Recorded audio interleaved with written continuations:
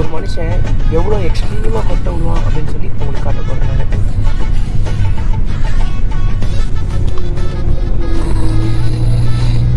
கம்மியாகி போச்சு இப்போ பார்த்து சவுண்டு.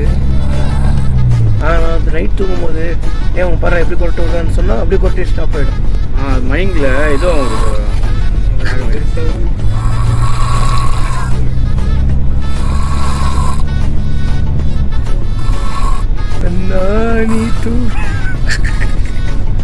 மூடிட்டு போனோம் உட்காருங்க ப்ரோ. சரி நேத்து பயம் வந்துருச்சுடா தம்பி ஷெரீஃப் நீ தூங்குறத பார்த்துட்டு.